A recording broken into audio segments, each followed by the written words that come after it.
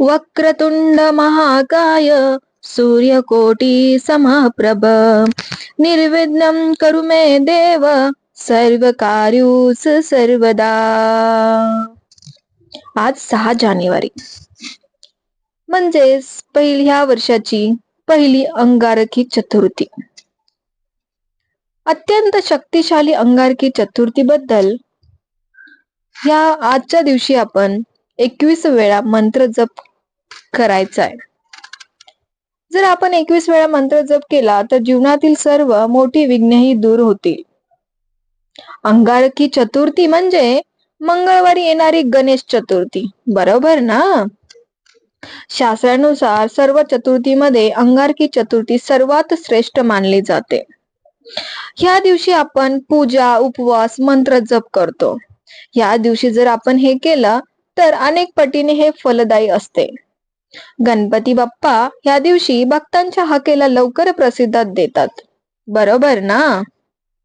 21 हा अंक गणपतीसाठी अत्यंत प्रिय आहे.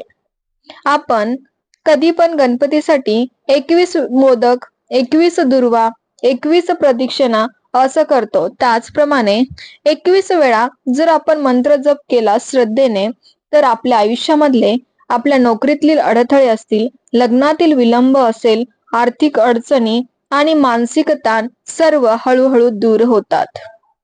पण हा मंत्र कोणता आणि हा जपायचा कसा?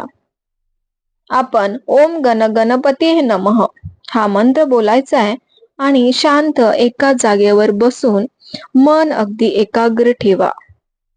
शक्य असल्यास दिवा व अगरबत्ती लावा आणि मनातून एकच भावना ठेवा, गणराया माझे सर्व विघ्ने दूर कर. आपण अंगारकी चतुर्थी आपण आजच्या दिवशी काय करायचंय? सकाळी लवकर उठायचंय, गणपतीची अगदी मनापासून पूजा करायची आहे. मोदक आणि गूळ नैवेद्य दाखवा, गणपतीची मस्त आरती म्हणा आणि सर्वात महत्वाचे, गणपतीला जेव्हा शरण जाऊ तेव्हा एकच मनात गोष्ट ठेवा, राग, वाईट विचार आणि नकारात्मक टळू दे. आजच्या दिवशीचं जे आहे अंगारकी चतुर्थीच्या दिवशी आपण मनापासून प्रार्थना केल्यानंतर आपली सगळी कामे दूर होतील, योग्य मार्ग लागेल, आपल्याला मनाला छानशी शांती मिळेल. गणपती बाप्पा कधीच भक्ताला निराश करत नाही. अंगारकी चतुर्थी बद्दल मी तुम्हाला एक गोष्ट सांगणार आहे, जी की आईने मुलासाठी केला हिरव्या मुगांचा उपाय तर आपली सर्व संकटे दूर होतात. ती कशी करायची? श्री गणेशाय नमः. आईचे मन म्हणजे देवाचं घर असतं. आई जेव्हा आपल्या मुलांसाठी मनापासून काही करते तेव्हा देव सुद्धा नकार देत नाहीत, हे तुम्हाला पण माहित आहे. तर आपण करायचं आईने मुलासाठी करायच्या हिरव्या मुगाच्या उपायाबद्दल, की जो श्रद्धेने केल्यास अडथळे दूर करतो. माझ्या सर्व आयांनो, आज तुम्ही नक्की करा, कारण हा उपाय आपण केला पाहिजे. कारण अनेक वेळा मुलांचं नशीब साथ देत नाही, कामं अडकतात, जास्त चिडचिड होते, नोकरीमध्ये आपल्या अभ्यासामध्ये, आरोग्यामध्ये अडथळे येतात. अशा वेळी आईने श्रद्धेने केलेला साधा उपाय सुद्धा काही परिणामकारक ठरतो. तुम्हाला माहिती आहे हिरवा मूग सगळ्यांच्या घरी असतं. तर हिरवा मूग हा शुद्धतेचं, वाढीचं, सकारात्मकतेचं, ऊर्जेचं प्रतीक असतं.